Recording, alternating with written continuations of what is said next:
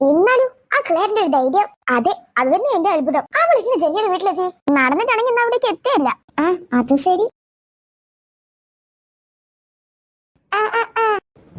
അമ്മയുടെ ഫ്രണ്ട് ഉണ്ടെന്ന് പറഞ്ഞിരുന്നേ. ഫ്രണ്ട് അവിടെ ഡിസ്ചാർജ് ആവോ? എന്തേന്നൊരു മൈമുന എന്ന് പറഞ്ഞൊരു ഫ്രണ്ട് ഉണ്ട് പറഞ്ഞിരുന്നു ഇവിടുന്ന്. ഒരാൾ അവിടെ ഉണ്ട്.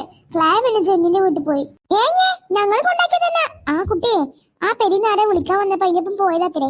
എന്നാ ശരി. ആരെ വിളിച്ചേ? അതെന്താ വെച്ചാല് ഇമ്മാന്റെ ഒരു ഫ്രണ്ട് ഉണ്ട് അവിടെ ഹോസ്പിറ്റലില്. അപ്പൊ ഇമ്മാന്റെ ഫ്രണ്ടിനെ കണ്ട് സംസാരിച്ചു കണ്ട് ഉമ്മ ഡിസ്ചാർജ് വാങ്ങി തരാന്ന് പറഞ്ഞു പോയതാത്രേ. ഇത്ര നേരമായിട്ട് തിരിച്ചെത്തിക്കില്ല. അപ്പൊ ഇങ്ങോട്ട് വിളിച്ചു നോക്കാണ് ഇങ്ങോട്ടേ വന്നിക്കണോ ഇങ്ങനെ. അപ്പൊ ഇന്നലെ ഡിസ്ചാർജ് കിട്ടോ? കിട്ടേക്കാരം ഇമ്മല്ലേ പോയിക്കണത്. കിട്ടുമായിരിക്കും. അപ്പൊ ഞങ്ങൾ ഇന്നലെ പോകോ? ഇന്നലെ ഞങ്ങൾ ഇവിടുന്ന് വിടും. ഞാൻ അവിടെ നിങ്ങൾക്ക് വേണ്ടി സ്പെഷ്യൽ പൊറാട്ടയും ബീഫ് കറിയും വെച്ചിക്കണു. ഡിസ്ചാർജ് ആവുകയാണെങ്കിൽ ഇമ്മ ഓരും കൂട്ടി ഇങ്ങോട്ട് വരും. എന്നിട്ടേ നാളെ എല്ലാവർക്കും കൂടെ അങ്ങോട്ട് പോവാട്ടോ.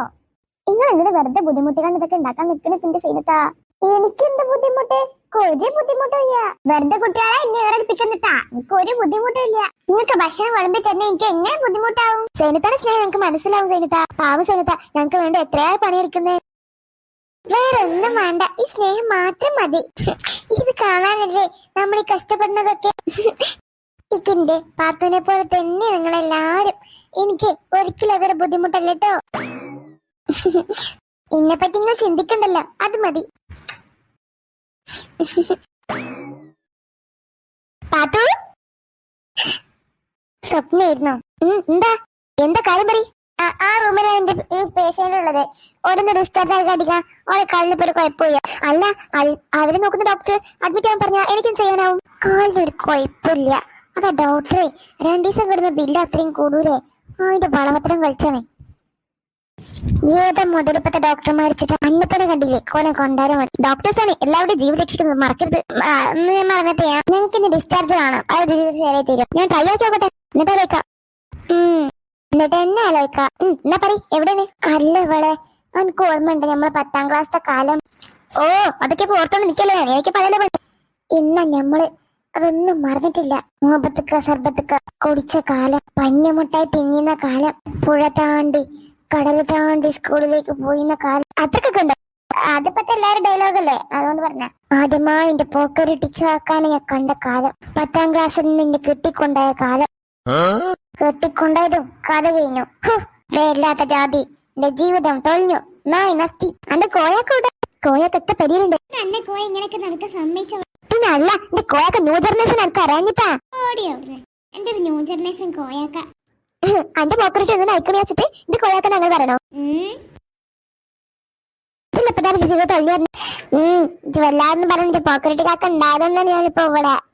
ഉണ്ടായതുകൊണ്ടാണ് നീ നാട്ടിൽ കെട്ടിച്ചു. വീട്ടിലാരുമില്ലാന്ന് തോന്നുന്നു.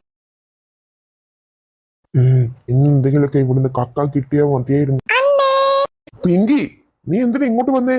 അണ്ണനെ കാണാനേ. അണ്ണയില്ലാതെ എനിക്ക് പറ്റില്ലെന്ന് അറിയില്ല. അണ്ണക്ക് വേണ്ടി പിങ്കി ഡാൻസ് കളിക്കും. അണ്ണക്ക് പിങ്കി ഡാൻസ് കളിക്കും. അണ്ണക്ക് വേണ്ടി പിങ്കി എന്ത് ചെയ്യും? അണ്ണക്ക് പിങ്കി പിങ്കി പിങ്കി പിങ്കി പിങ്കി അടിഞ്ഞു നിക്ക്. ഓക്കെയാണ്. പിങ്കി എന്തിനാ അടിച്ചു? വെറുതെ രസം അണ്ണാ. അണ്ണൻ നിന്നെ ഇഷ്ടമാണെന്ന് എനിക്ക് അറിയാം. അണ്ണൻ അതൊക്കെ പറഞ്ഞൂടെ അണ്ണാ? തക്കാൻ ചെല്ലുമ്പോഴാണടി നിന്റെ അഹങ്കാരം. ഇടി മെല്ലെ കിടന്ന് ചാടി. അടുത്തുള്ള വീട്ടുകാരൊക്കെ കേട്ടാലേ ഇന്നത്തെ മോഷണം ഒക്കെ പാളിപ്പോവും. ഈ വീട്ടുകാരെ പാപ്പനല്ലേ? സ്വർണ്ണമൊക്കെ ഉണ്ടാവൂടി. പുറമെ കാണാൻ നീ വീട് കുഞ്ഞാണെങ്കിലും ഉള്ളിൽ നല്ല നീളമുണ്ട്. അല്ല, എവിടെ ഇതിന്റെ ചാവി എന്ന് ഞാൻ ആലോചിക്കുന്നത്. ചാവിന്റെ ഒന്നല്ല ചെടിക്കളത്തിൽ കാണൂ, അല്ലെ ജനത്ത് കാണൂ, അവിടെ അല്ലേ കാണൂ. 3-4 കുട്ടികൾ ചാവി ഇവിടെ എങ്കാണ്ട് വെച്ചാൽ പോകുന്ന ഞാൻ കണ്ടായിരുന്നു. എവിടെ വെച്ച്? അത് പറയണെങ്കി അണ്ണ എന്നോട് ഐ ലവ് യു എന്ന് പറ. പിങ്കി, ചാവി എവിടെ വെച്ചത് പറ. എന്നെ കൊണ്ടൊന്നും വയ്യത് പറയാനായിട്ട്. എനിക്ക് ഇംഗ്ലീഷ് പറഞ്ഞ ശീലം. അണ്ണ ഇത് പറയുന്നത് ചാവി എവിടെ വെച്ചെന്ന് പറഞ്ഞാർത്തില്ല. ഞാൻ പറയില്ല പിങ്കി, ഒന്ന് പറഞ്ഞ് എനിക്ക് ശീലമില്ല. ഇംഗ്ലീഷ് പറഞ്ഞ് എനിക്ക് ശീലമില്ല. അണ്ണൻ ഇനി അതൊക്കെ ശീലിക്കണ്ട. എന്നുമായി എന്നെ സുഖമായി ജീവിക്കത് അതല്ലേ നല്ലേ. അത് പറഞ്ഞ അങ്ങണ്ണക്ക് നിങ്ങ വീട്ടിലെ എല്ലാ സ്വർണ്ണയും കിട്ടും. നീ തമിഴ് ചെയ്യാതെ മലയാളിയാ? അത് അണ്ണെ സൂപ്പിടാൻ വേണ്ടിട്ട് ഞാൻ പല ഭാഷയെ സംസാരിക്കും. അതൊന്നും അണ്ണെ നോക്കണ്ട. അതാണ് പിങ്കിയുടെ സ്റ്റൈലാ. ചാവി എവിടെ വെച്ചത് പറയണോ? എന്നാ ഐ ലവ് യു എന്ന് പറ. Pinky I love you. അയ്യേ കേട്ടാലും മതി. ഇങ്ങനെയല്ല, സ്വീറ്റ് ആയിട്ട് പിങ്കി ഐ ലവ് യു.